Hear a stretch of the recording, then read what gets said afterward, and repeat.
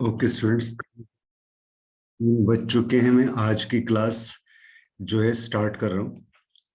आज जो हम इनहेरिटेंस का टॉपिक हम सी प्लस प्लस के अंदर हम पढ़ रहे थे, तो उसके अंदर हमने इनहेरिटेंस के दो टाइप्स पढ़े थे, सिंगल इनहेरिटेंस और मल्टी लेवल इनहेरिटेंस। ठीक है, हमने ये दोनों टाइप्स पढ़े थे। अब जो मैं इनहेरिटेंस आपको आज बताऊंगा, वो इनहेरिटेंस का जो कंसेप्ट आपके पास आता है, मल्टीपल इनहेरिटेंस।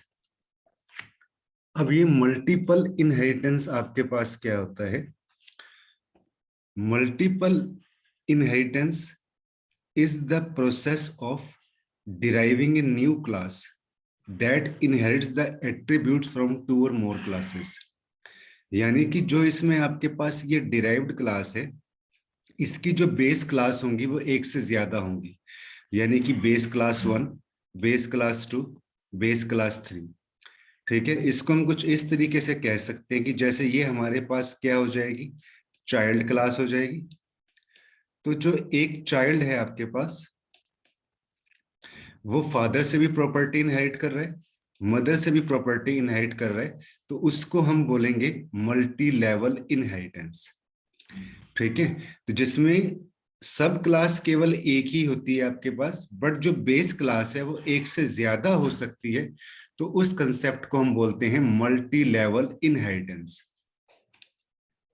तो इसमें आपके पास क्या सिंटेक्स है कि जैसे हमने यहाँ पे क्लास डी ली, विजिबिलिटी B1 और विजिबिलिटी B2, यानी कि B1 की प्रॉपर्टी को भी असेस कर रहा है और B2 की भी प्रॉपर्टी को असेस कर रहा है। ये इसका आपके पास एक सिंपल सा सिंटेक्स है मल्टीपल इनहेरिटेंस का। ठीक है, मल्टीपल इनहेरिटेंस का जो लॉजिक है, वो कंसेप्ट आपको क्लियर हुआ। अब इसका देखिए, हम जो है इसके अंदर हम प्रोग्राम लेते हैं इसमें।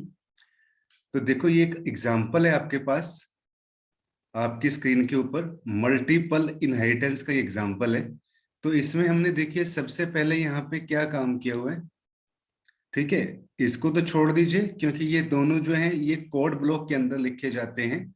मैंने आपको स्टार्टिंग के लेक्चर्स में बताया भी था कि अगर iostream.h लिखना है तो वो टर्बो C++ में लिखा जाता है। अगर हम सिंपल iostream लिखते हैं तो ये जो है आपका, ये कोड ब्लॉक के अंदर लिखा जाएगा। और कुछ हमारे पास फंक्शंस होते हैं, तो उन फंक्शंस के लिए हमें यहाँ पे लिखना पड़ता है यूजिंग नेम स्पेस std। तो ये हमारा कोड ब्लॉक का सिंटेक्स है। टर्बो C++ में ये लिखने की जरूरत नहीं होती। तो हमने यहाँ पे सबसे पहले एक क्लास ली ए। मैंने आपको प्राइवेट, प्रोटेक्टेड और पब्लिक तीनों का मीनिंग बताया था। तो इसमें जो हमने ए है, ये हमारा डाटा मेंबर है। ये हमने एज ए इसके अंदर प्रोटेक्टेड यूज किया है। प्रोटेक्टेड का मतलब क्या होता है कि जिनको आप सब क्लास के अंदर भी असेस कर सकते हो, जिन डाटा मेंबर्स को आप एज ए प्रोटेक्टेड यूज करते हो, उनको आप सब क्लास के अंदर भी असेस कर सकते हो। ठीक है, और प्राइवेट या प्रोटेक्टेड डाटा मेंबर्स को असेस करने के लिए हमें जो है इसमें वो मेंबर फंक्शन की जरूरत पड़ती है।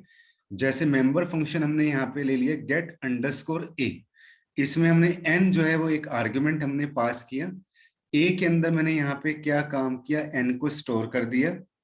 इस फंक्शन को मैंने यहाँ पे बंद कर दिया। और जो ऊपर मैंने यहाँ पे क्लास ली थी, ठीक है, इस क्लास को भी मैं यहाँ पे क्या काम कर देता हूँ, इस क्लास को भी मैं यहाँ पे बंद कर देता हूँ। मतलब ये हमारी पहली बेस क्लास हो गई, ये बेस क्लास 1 हो गई। ठीक है, अब हम इसमें हम आगे चलेंगे। यहाँ पे एक क्लास में यहाँ पे बी लेता हूं इसके अंदर, जैसे ऊपर मैंने ए ली थी। इसके अंदर हमने यहाँ पे हम इसके अंदर क्या काम करते हैं, प्रोटेक्टेड ले लेते हैं इंट बी। ठीक है, और गेट बी क्या एक मेंबर फंक्शन है। बी के अंदर मैंने यहाँ पे क्या काम किया, एन को स्टोर किया। और इस क्लास को भी मैंने यहाँ से क्या किया, बंद कर दिया, जो मैंने ऊपर ये आपके यहाँ पे क्लास ली हुई है। ठीक है ना, इस क्लास को भी मैंने यहाँ पे बंद कर दिया। ये हमारी बेस क्लास 2 हो गई। अब हमारे पास मल्टीपल इनहेरिटेंस का कंसेप्ट क्या होता है कि जिसमें केवल एक आपकी सब क्लास होती है, जो ये डिराइव्ड क्लास है। तो यहाँ पे डिराइव्ड क्लास हमारे पास कौन सी होगी, क्लास सी हो गई। ये क्या करेगा, ए और बी की प्रॉपर्टी को यहाँ पे क्या करेगा, असेस करेगा। पब्लिक ए और पब्लिक बी की प्रॉपर्टी को ये असेस करेगा, जिसमें हमने एक मेंबर फंक्शन बना रखा है पब्लिकली एज ए डिस्प्ले। और ये जो लिखने का सिंटेक्स है आपने इस पे नहीं जाना, कोड ब्लॉक के अंदर हम इस तरीके से लिखते हैं, ठीक है। एसटीडीज, स्कोप रेजोल्यूशन ऑपरेटर, सी आउट। तो ए की वैल्यू हमने शो करा दी, बी की वैल्यू हमने शो करा दी, और ए और बी का हमने सम करा दिया। तो जब हम ऑब्जेक्ट बनाएंगे, when we creating the object, तो हम सब क्लास का ऑब्जेक्ट बनाएंगे, जो हमारी सबसे लास्ट वाली क्लास है। सबसे लास्ट वाली क्लास हमारे पास यहाँ पे ये सी वाली हमारी सबसे लास्ट क्लास है। इसका हमने एक स्मॉल ऑब्जेक्ट बना लिया सी, क्योंकि सी प्लस प्लस या सी जो लैंग्वेज है केस सेंसिटिव लैंग्वेजेस होती हैं, तो दोनों को इसमें यहाँ पे हम अलग तरीके से ट्रीट करेंगे। यहाँ पे आपने गेट ए को आपने कॉल किया, जिसमें आपने 10 वैल्यू डाल दी, ठीक है। फिर आपने गेट बी को कॉल किया, जिसमें आपने 20 वैल्यू डाल दी, और इसको आपने क्या किया, डिस्प्ले करवा दिया। तो जो इस प्रोग्राम का हमारे पास रिजल्ट आएगा, वो रिजल्ट क्या आएगा, ए की वैल्यू आपके पास यहाँ पे आएगी इसमें 10, बी की वैल्यू आपके पास आएगी 20, और ए और बी का जो सम है वो आपके पास कितना आ जाएगा, 30। तो इस पूरे प्रोग्राम का देखिए क्या हो कि in the above example class C inherits, जो हमारी क्लास सी है वो दो बेस क्लासेस को वो क्या कर रही है, ए और बी को एज ए पब्लिक मोड में असेस कर रही है। तो हम इसी टाइप का एक प्रोग्राम जो है प्रैक्टिकली हम इसको डिस्कस करते हैं। आपको थ्योरेटिकली गगन ये कंसेप्ट समझ में आ गया, मल्टीपल इनहेरिटेंस क्या होता है। थ्योरेटिकल आपको ये कंसेप्ट क्लियर हुआ कि हम मल्टीपल इनहेरिटेंस किसे कहते हैं। ओके, अब हम इसका प्रैक्टिकली एक प्रोग्राम करते हैं। तो हम अपने कंपाइलर पे चलेंगे, टर्बो सी प्लस प्लस के ऊपर।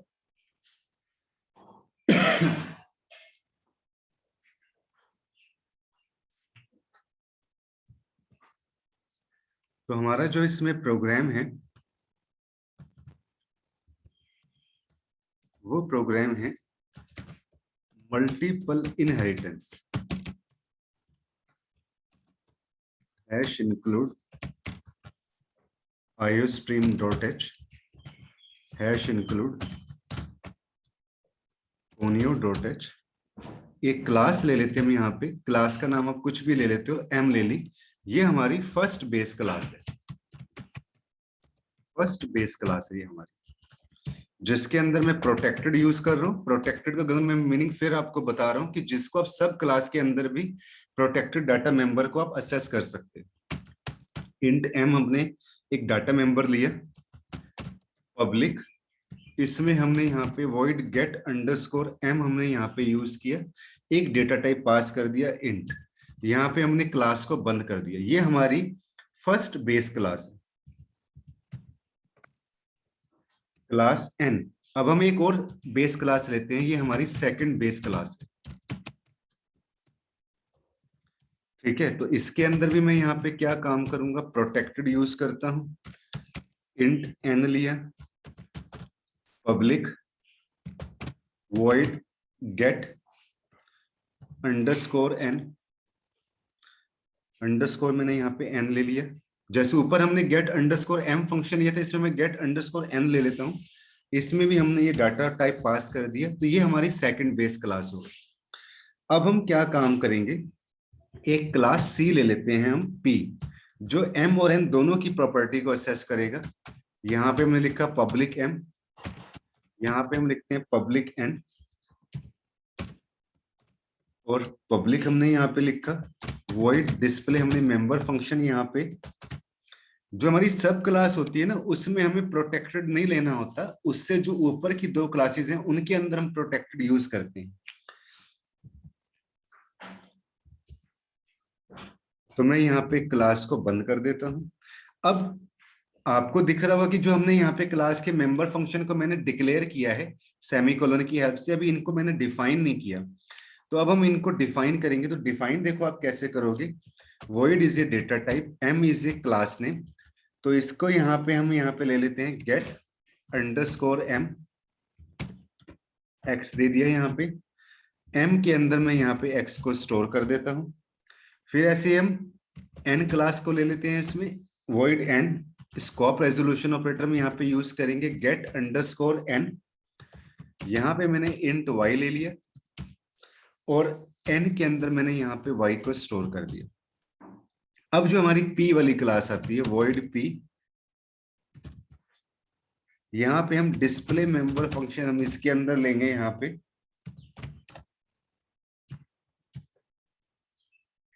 सी आउट, यहाँ पे हमने सी आउट में हम यहाँ पे क्या काम करेंगे, एम की वैल्यू को मैं डिस्प्ले करवा देता हूं यहाँ पे बैकस्लैश एन, फिर सी आउट, एन की वैल्यू को मैं यहाँ पे डिस्प्ले करवा देता हूं बैकस्लैश एन, फिर सी आउट एम मल्टीप्लाई एन कर देता हूं मैं यहाँ पे।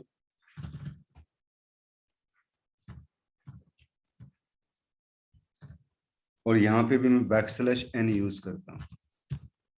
ठीक है, अब हम यहाँ पे जो हमारे पास फंक्शन बचता है, मैंने इनके मेंबर फंक्शंस को डिस्प्ले करवा दिया है। अब मैं वॉइड मेन फंक्शन में यहाँ पे यूज करूंगा वॉइड मेन। यहाँ पे मैं CLR clear the screen, P class ले ली हमने, जो हमारी सब क्लास है ये पी वाली। ठीक है, इसका हम ऑब्जेक्ट बनाएंगे यहाँ पे, जैसे स्मॉल पी ले लिया, आप कोई दूसरे नाम का भी ऑब्जेक्ट ले सकते हो। तो जो ऊपर हमने get underscore M member function हमने ऊपर जो अभी यहाँ पे गेट एम जो हमने यहाँ पे डिफाइन और डिक्लेयर किया है, इसको मैं यहाँ पे कॉल करूंगा। तो मैंने यहाँ पे गेट एम की वैल्यू मैंने 10 डाल दी यहाँ पे, फिर P dot get underscore N, यहाँ पे मैंने इसकी वैल्यू डाल दी 20, और पी इसको मैं क्या करता हूँ डिस्प्ले करवा देता हूँ। यहाँ पे भी मैंने इस मेंबर फंक्शन को कॉल कर लिया गेट सी एच। अब मैं इस फाइल को सेव करता हूँ, फाइल पे आप जाओगे, सेव पे क्लिक करो, इसका नाम मैं दे देता हूँ मल्टीपल है, तो PLE1 मैं इसका नाम दे देता हूँ। कंट्रोल F9 प्रेस करूंगा यहाँ पे, तो ये देखो आपके पास 10 और 20 का मल्टीप्लाई आ गया 200। तो ये कंसेप्ट होता है आपके पास मल्टीपल इनहेरिटेंस का, in which more than one two base classes are available, कि जिसमें एक से ज्यादा दो बेस क्लासेस होती हैं एंड ओनली वन सब क्लास, और जिसमें केवल एक सब क्लास होती है। तो उस कंसेप्ट को हम क्या बोलते हैं, मल्टीपल इनहेरिटेंस। कंसेप्ट क्लियर हुआ स्टूडेंट्स? ये आपको मल्टीपल इनहेरिटेंस का प्रोग्राम समझ में आया आपको?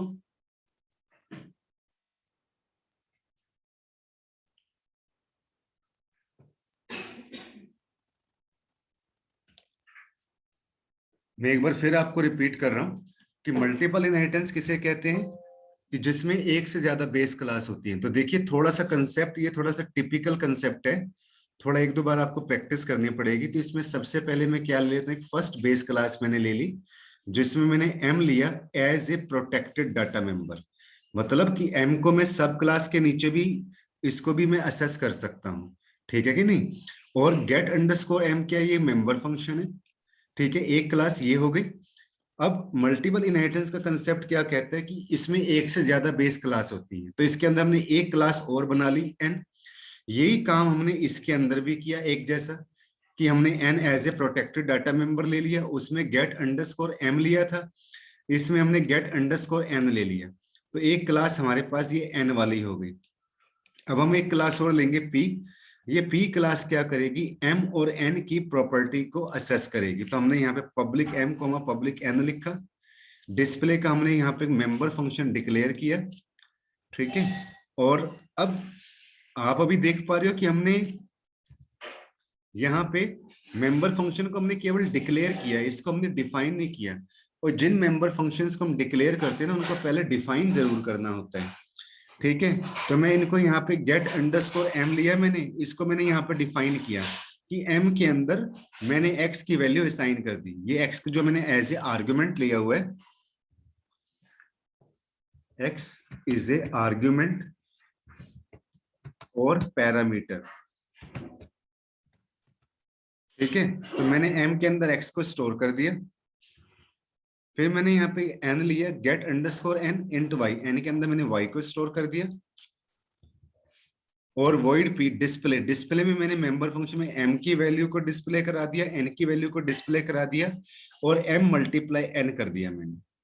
ठीक है, तो मेन फंक्शन के अंदर हम सब क्लास का ऑब्जेक्ट बनाएंगे, गेट अंडरस्कोर m को कॉल कर लेंगे, गेट अंडरस्कोर n को कॉल कर लेंगे, जो इसमें आपने x की वैल्यू यहाँ 10 डाल दी, ठीक है, y की वैल्यू आपने यहाँ पे 20 डाल दी, और लास्ट में इसको डिस्प्ले करा दिया। डिस्प्ले में हमने क्या काम किया हुआ है, m को n से मल्टीप्लाई किया। तो गगन अब आपको ये समझ में आया स्टूडेंट आपको? तो मल्टीपल इनहेरिटेंस का कंसेप्ट क्या होता है, जिसमें एक से ज्यादा आपके पास, बेस क्लास होती हैं और सब क्लास आपके पास केवल एक ही होती है। ठीक है, अब हम अगले कंसेप्ट की तरफ बढ़ते हैं। हमारा जो अगला कंसेप्ट आपके पास आता है, वो कंसेप्ट आपके पास आता है यहाँ पे, हाइब्रिड अभी हम बाद में करेंगे। एक ये कंसेप्ट आपके पास आता है हायरार्किकल इनहेरिटेंस। तो हायरार्किकल इनहेरिटेंस देखो किस तरीके से होता है। ये क्या आपसे कहता है कि hierarchical inheritance is defined as the process of deriving more than one class from a base. तो ये उसका उल्टा हो जाएगा मल्टीपल इनहेरिटेंस का। इसमें क्या होता है, उसमें क्या होता था कि एक से ज्यादा बेस क्लास होती थी, लेकिन इसमें बेस क्लास केवल एक ही होगी आपके पास, उसमें सब क्लास एक ही होती थी मल्टीपल इनहेरिटेंस के अंदर। इसमें जो सब क्लास है वो एक से ज्यादा हो सकती हैं। ये कुछ आपको कुछ ट्री स्ट्रक्चर की तरह नजर आएगा, जैसे ट्री की अलग अलग ब्रांचेस होती है ना, तो एक ही देखो अलग अलग ब्रांचेस हो गई, बी हो गई, फिर सी हो गई, डी हो गई, यानी कि जो बी सी और डी है आपका, वो एक ही प्रॉपर्टी को इनहेरिट कर रहे हैं। मेरी बात क्लियर हुई कि जो बी सी और डी है वो क्या कर रहे हैं, एक ही प्रॉपर्टी को इनहेरिट कर रहे हैं। तो इसका सिंटेक्स देखिए आपके पास कैसे होगा। यहाँ पे हमने यहाँ पे एक क्लास, देखो यहाँ पे हमने एक क्लास ले ली, यहाँ पे ए, ये क्लास की बॉडी हो गई। फिर एक क्लास बी है, ये क्या कर रही है, एक ही प्रॉपर्टी को एक्सेस कर रही है। फिर क्लास सी क्या कर रही है, ये भी एक ही प्रॉपर्टी को एक्सेस कर रही है। और क्लास डी है, ये भी क्या कर रही है, एक ही प्रॉपर्टी को एक्सेस कर रही है। तो ऐसे कंसेप्ट को हम क्या बोलते हैं, hierarchical inheritance in which only one base class and more than one सब क्लास, कि जिसमें एक से ज्यादा जिसमें केवल एक ही बेस क्लास हो, सब क्लास जो है एक से ज्यादा हो, तो उस कंसेप्ट को हम क्या बोलते हैं, हायरार्किकल इनहेरिटेंस।